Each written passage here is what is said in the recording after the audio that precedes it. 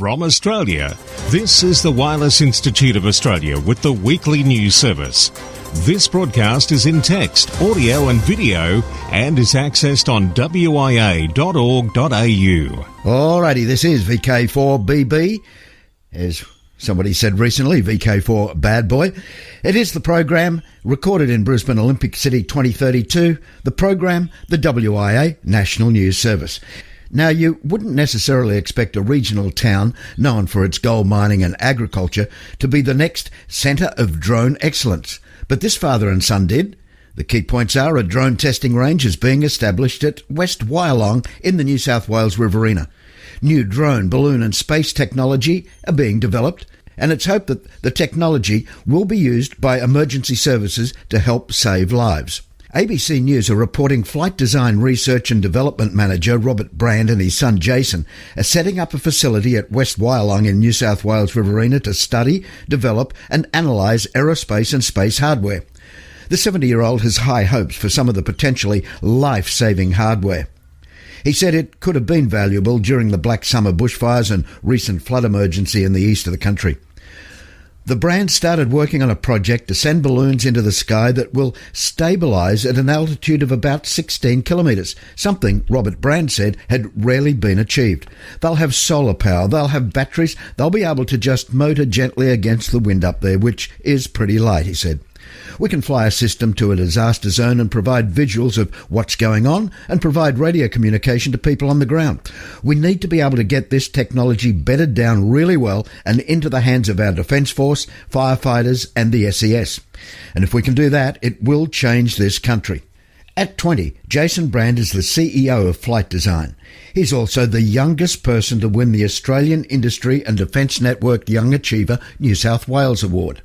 But thanks to an amateur radio club, all this nearly didn't happen. I was 9 years old the first time we went on a balloon launch, he said. Long story short, the amateur radio club we knew were going to do one. They said it's too difficult to launch balloons, we're not going to do that. So sad, so I decided we wanted to, and it all started from there. Growing up, school never agreed with Jason. He barely got his highest school certificate. So, again, he took matters into his own hands, literally. I learnt in my own way, and that's through doing, researching on the internet, actually having the objects in my hand and programming them, he said. Well done, those men. And if you're that amateur radio club that couldn't help, thought it was too hard, shame, shame, shame.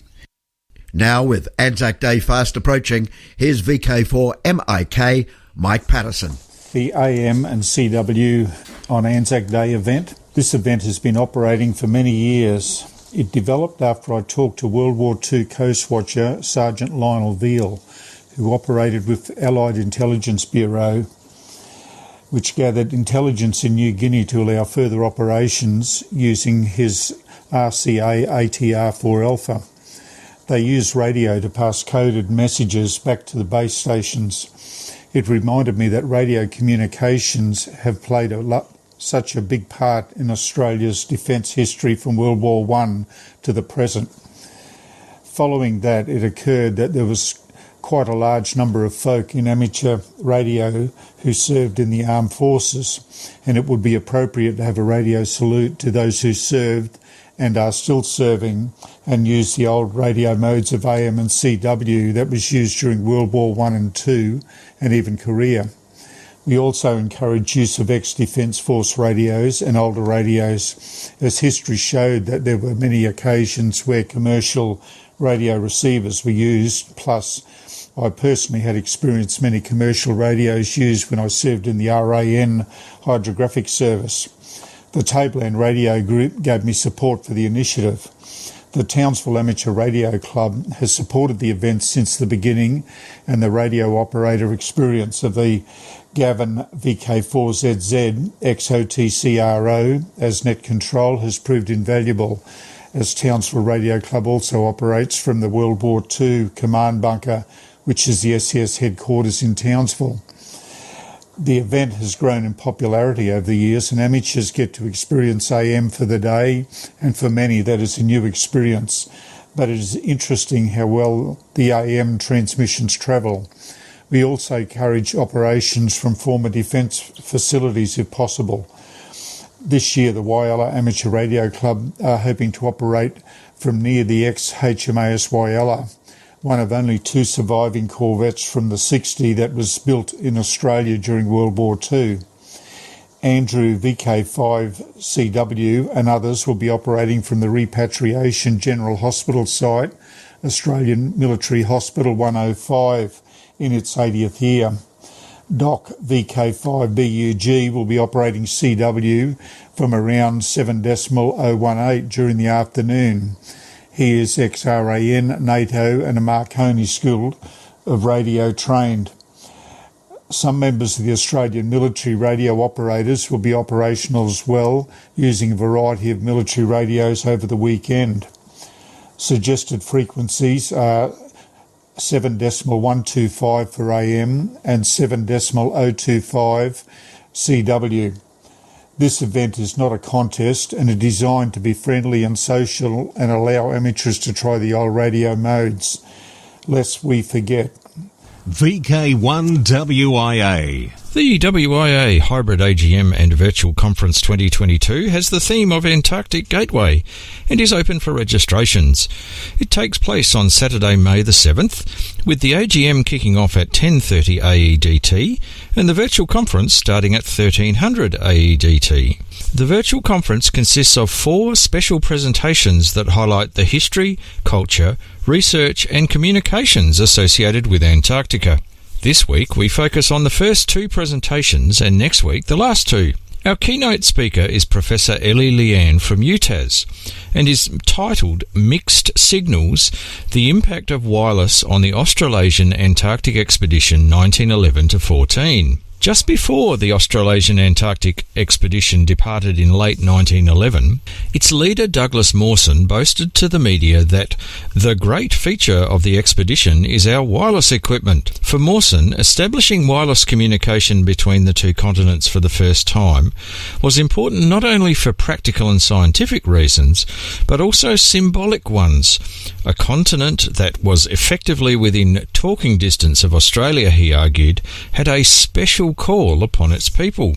The presentation draws on a collaborative research project with polar historian Ben Madison and psychologist Kimberly Norris, and examines the impact of the wireless on the interpersonal dynamics of the expedition, focusing particularly on Sydney Jeffries as a way of understanding the important but destabilising role this technology played during Australia's first Antarctic expedition. The second presentation is by well-known microwave experimenter Rex Moncur, VK7MO, who between 1988 and 1999 was director of the Australian Antarctic Division, the AAD. This is a unique look at the management of Australia's Antarctic territory, radio communications covering historic connections, amateur links to Heard Island, and the installation of the Inari-Sat satellite system. Rex will cover his passion for Earth-Moon-Earth contacts, and specifically with Macquarie Island, and the challenges of rebuilding, funding and shipping to and from Antarctica. Rex managed the AAD at a time when our political leaders made for some challenging times, when the Madrid Protocol on the protection of the Antarctic environment was being negotiated, and this led to the AAD's focus on climate change and the establishment of the Antarctic Cooperative Research Centre at the University of Tasmania.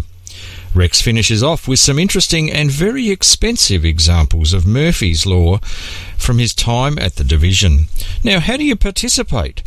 If you're coming along in person to the AGM, then please book at the link on the text edition of the broadcast. If you wish to receive the stream of the AGM and Open Forum, then a MemNet email will be sent to all WIA members in the very near future and will enable you to register and receive the stream details. To register to attend in person or receive the stream of the virtual conference presentations, then please register at the link, and this is a different link to the AGM link, on the text edition of this broadcast. There is a small charge of $10 to cover organisational costs for the virtual conference presentations, and for further details please check out the WIA website and Facebook pages.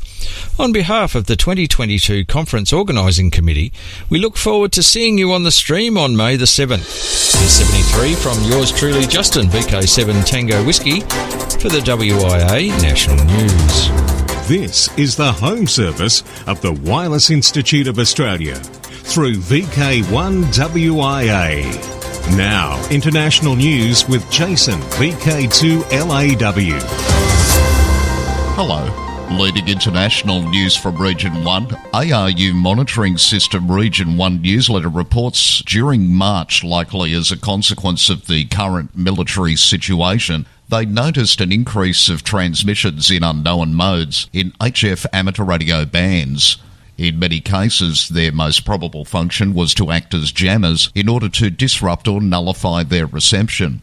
They also received on several occasions a signal whose possible function, given its behaviour, transmission of short but powerful bursts jumping in an organised and repetitive way along the radio spectrum, could be to act as an ionosonde.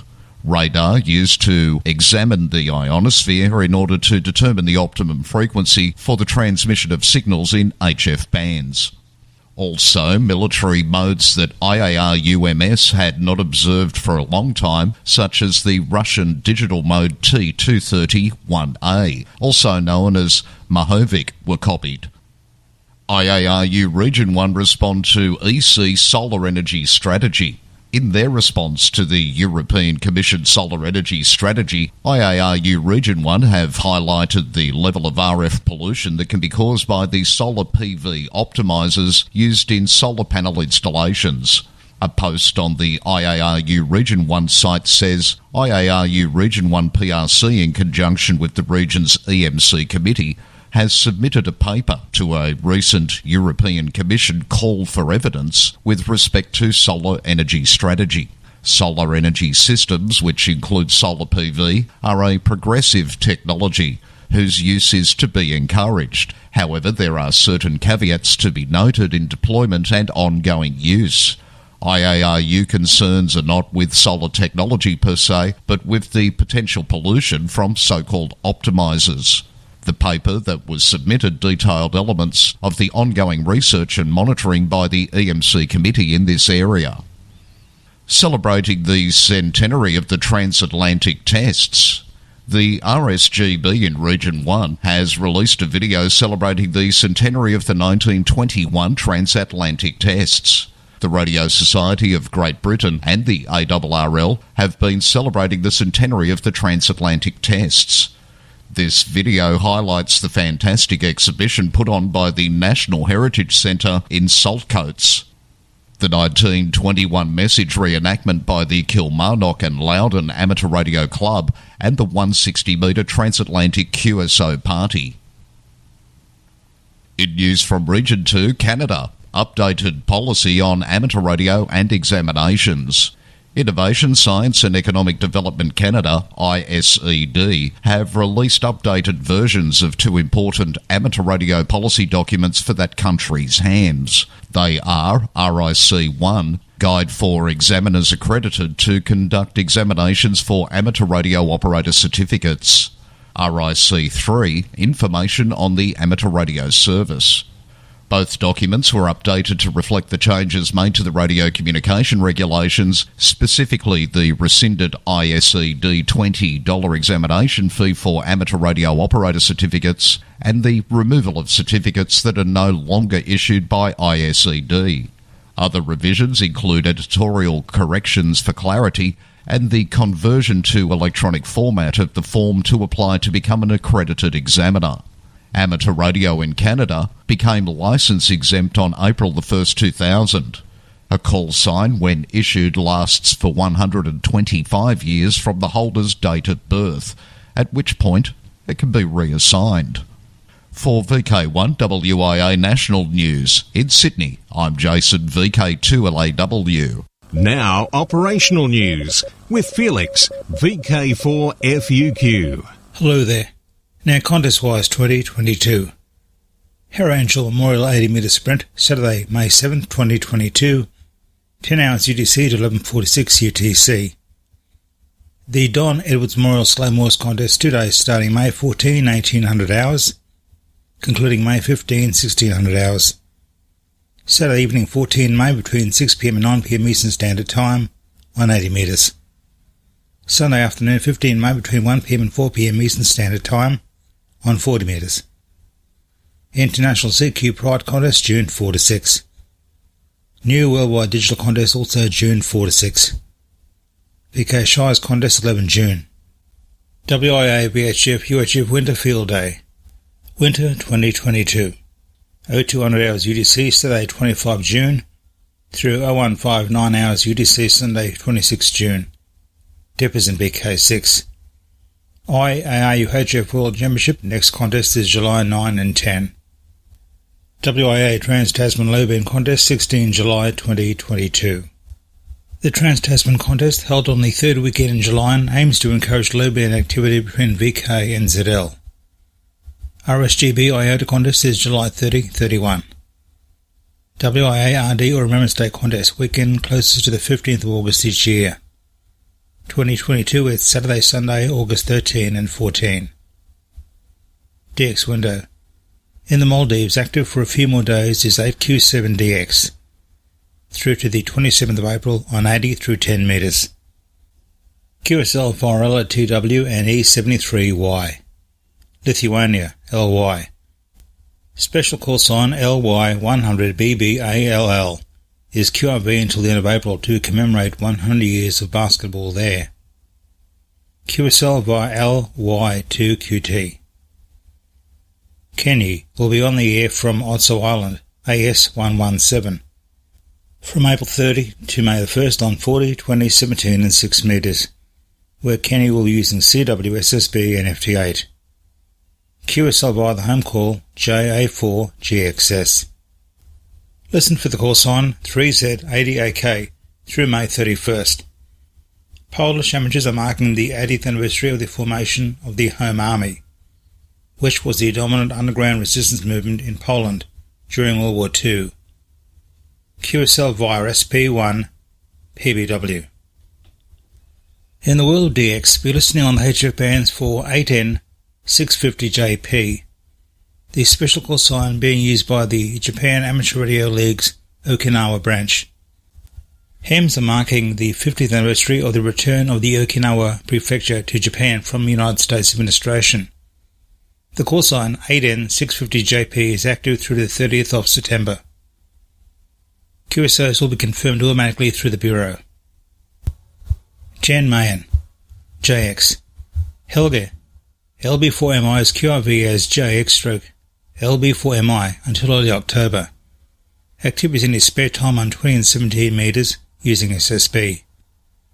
QSL home call LB4MI.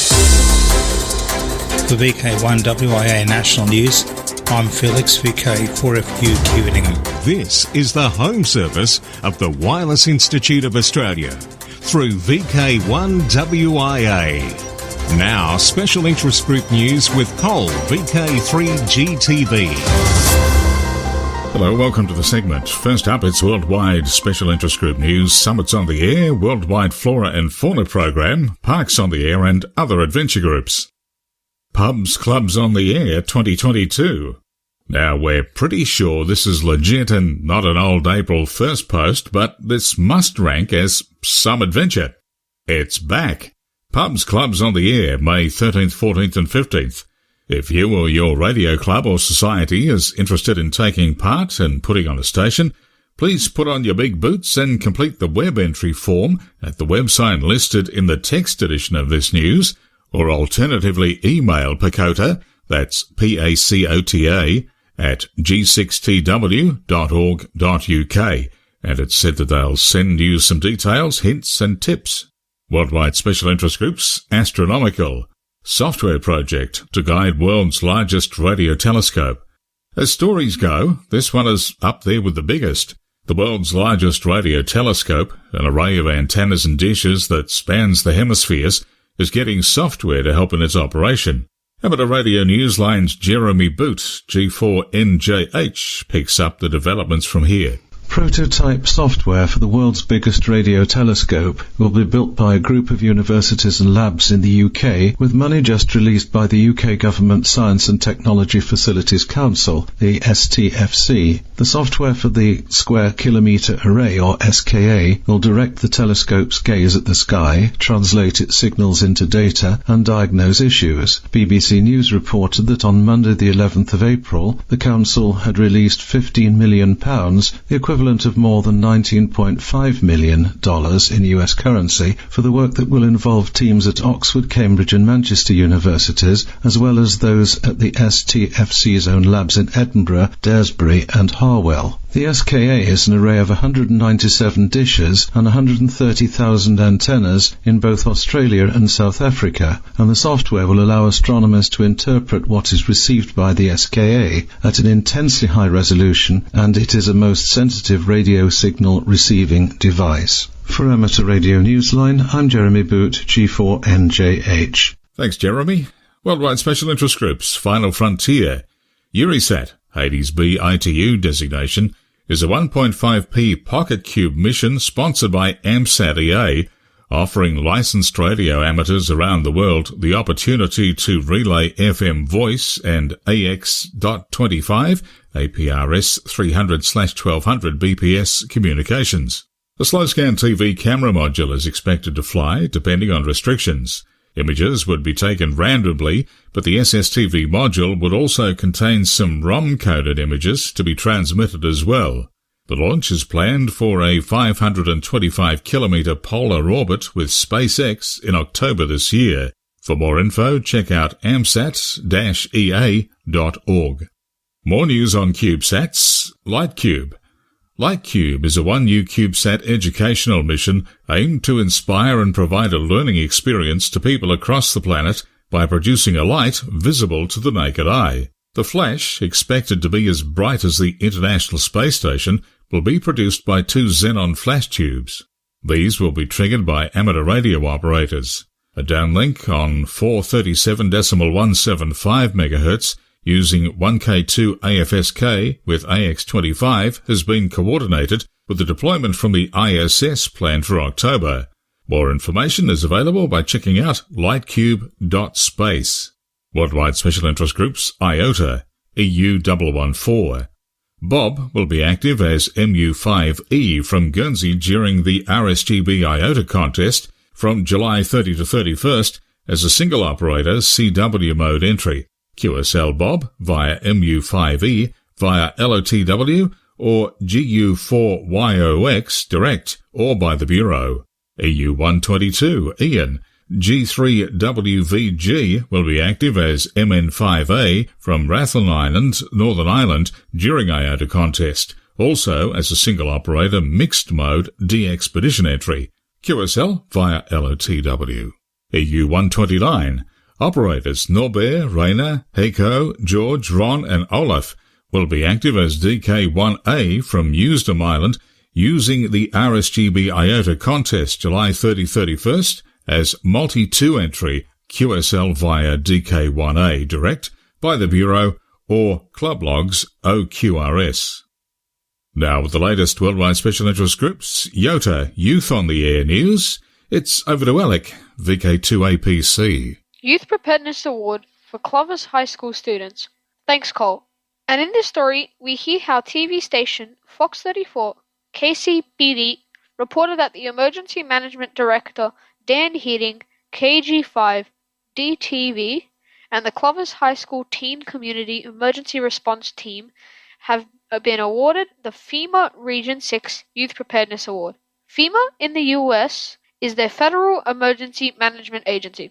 This award is for the program's impact on the school as well as the surrounding community. Dan, KG5 DTV, has taken an active role in raising Curry County's next generation of leaders and responders by setting a high bar for teen CERT members. In addition to their regular studies and CERT basic training, Clovis High School teen CERT members must complete several FEMA training courses on the National Response Framework. the National Incident Management System, and the Incident Command System. Team members are encouraged to obtain their Technician Amateur Radio license.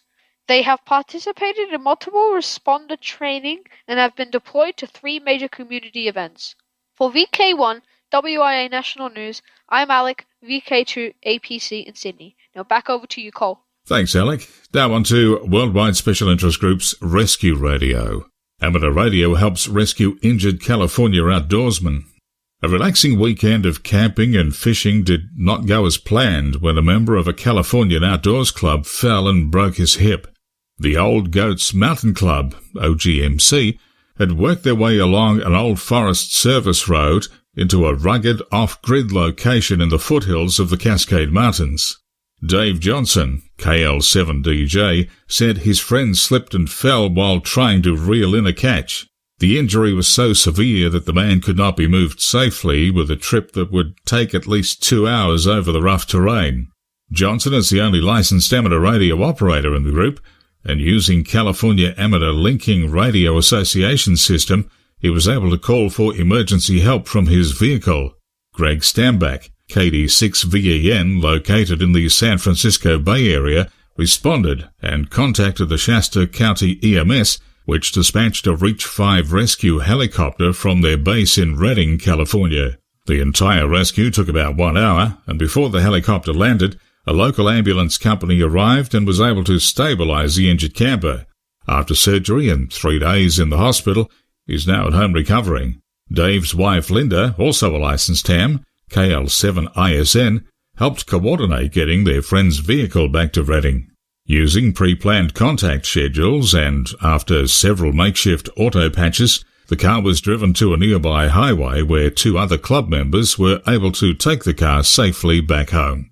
And that wraps up Worldwide Special Interest Group News for this week. I'll catch you next week with more. I'm Cole, VK3GTV. Just one more week until the largest gathering of radio amateurs in the Southern Hemisphere gets underway again, as it has done for over 60 years. Mayhem Gates will open for general entry at 8:30 a.m. on May 1st. The CCARC Mayhem at Wyong Racecourse is building up to be one of the best yet. Whether you're coming to buy, to learn, to take your licence exam, or simply to meet people you haven't seen for all too long a time and are looking forward to the reunion, the CCARC team have got you covered.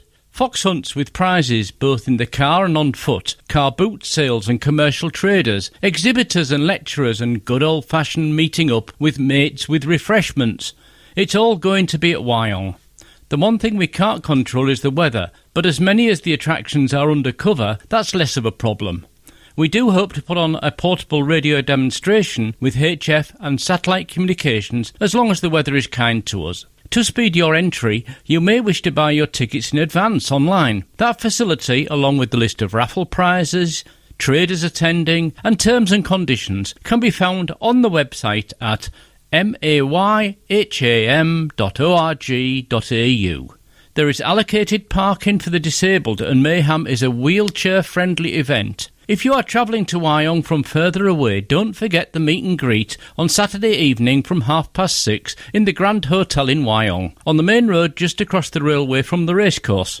The CCARC look forward to seeing you at Wyong. For the Central Coast Amateur Radio Club, I'm Ed Durant, VK2JI. 60 years, that sure is some record there, Ed. Okay, still to come, May 7, it's the WIA AGM, the virtual event. Hello, this is Greg, VK2GPK. May 7 is fast approaching. It is the date of both the WIA Annual General Meeting and Open Forum and the first WIA Virtual Conference. Both events will be held on location in Hobart and will be live streamed. The WIA AGM will be a hybrid AGM with participation via Zoom and or on-site in Hobart. At the conference, the keynote speaker is Professor Elizabeth Lean from the University of Tasmania, with a presentation on Sydney Jeffries and the role played by wireless in the Australasian Antarctic expedition, plus many other speakers. The AGM and WIA Open Forum will also be live streamed on YouTube. For more details on how to attend either in person or virtually and the registration process, please visit the WIA website. This is Greg, VK2 GPK. So now until next we meet, I'm Graham, VK4 Bad Boy. Walk softly. From Australia, this has been the Wireless Institute of Australia with the weekly news service. This broadcast is in text, audio and video and is accessed on wia.org.au.